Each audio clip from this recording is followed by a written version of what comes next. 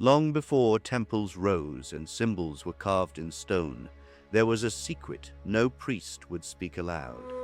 The eye was not merely a symbol of protection. It was a doorway, an inner chamber of the soul, where truth, power, and darkness converged. Myths tell us it belonged to Horus, but this eye did not simply see, it revealed.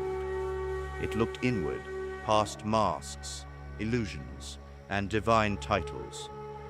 Buried in stories passed through generations, veiled by allegory, the hidden eye speaks of a mystery only those brave enough to confront their own shadow could truly understand.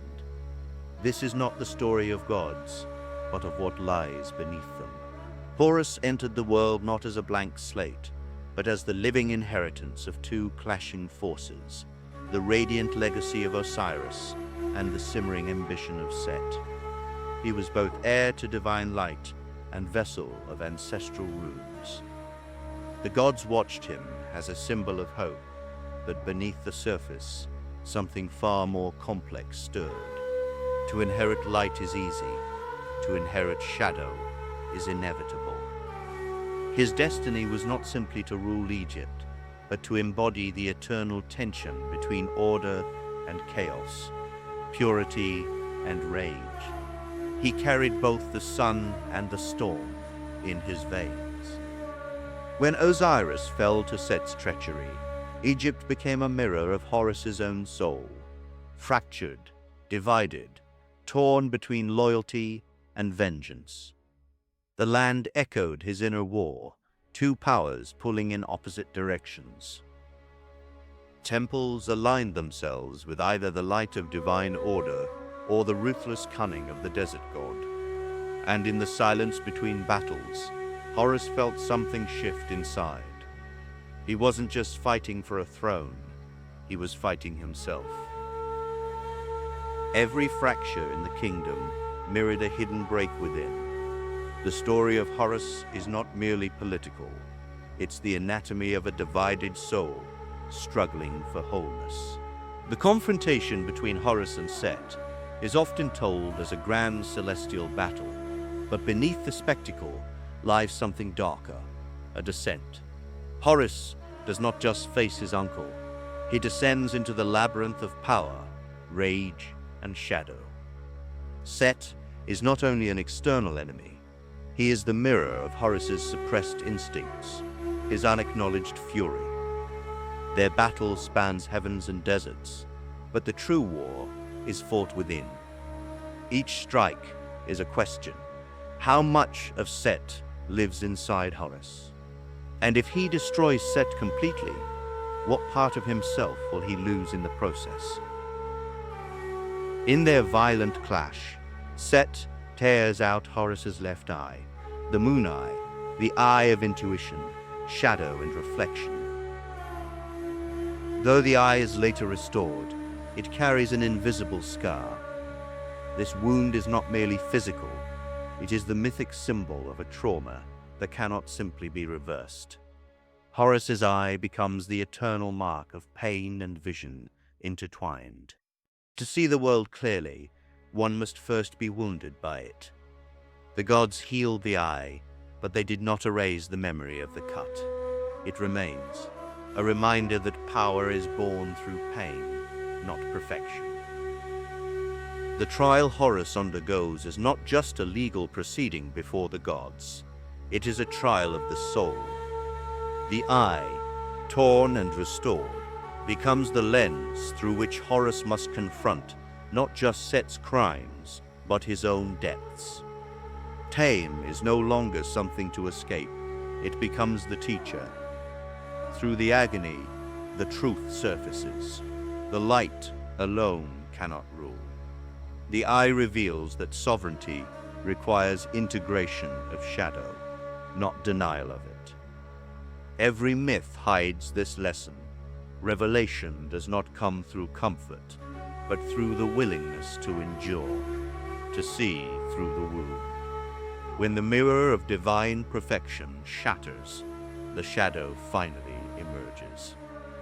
Horus, once the symbol of righteous vengeance, finds himself staring at a reflection he cannot control. Rage, fear, doubt. These are no longer Set's alone. They are his. The shattering is terrifying, but necessary. Only by breaking the illusion can the unseen parts of the self step into the light.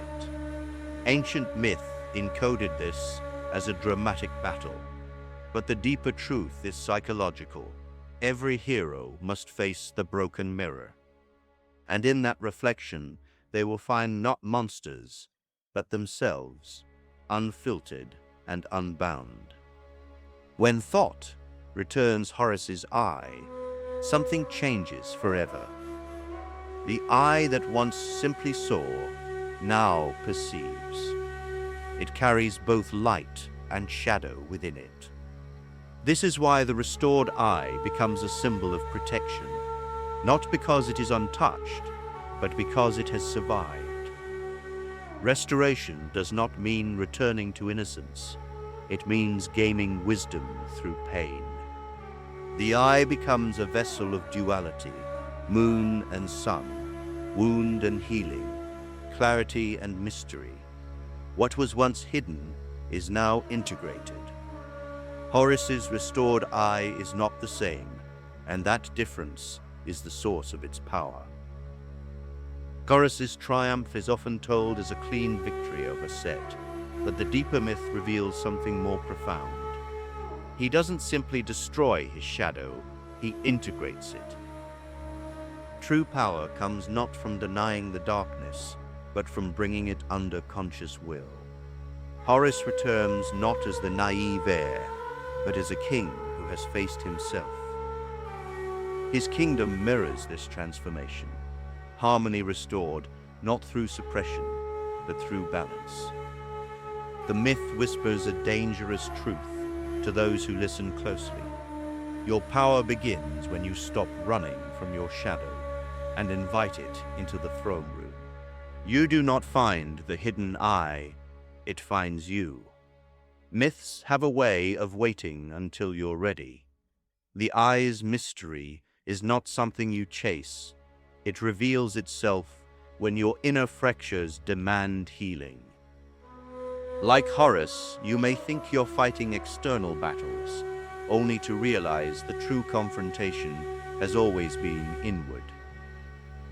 The secret is patient, buried in symbols and stories, waiting for the moment you dare to look where you've never looked before. When it finds you, everything changes. What was once myth becomes mirror. What was once story becomes soul. The myth of Horus and Set is not locked in ancient Egypt. It lives in you. Every light you carry casts a shadow. Every wound you hide holds a revelation. Horus teaches not through perfection, but through confrontation. Face what terrifies you, not to destroy it, but to understand it. Your Set is not your enemy, it is your unclaimed power. The hidden eye is the act of seeing yourself wholly, without distortion.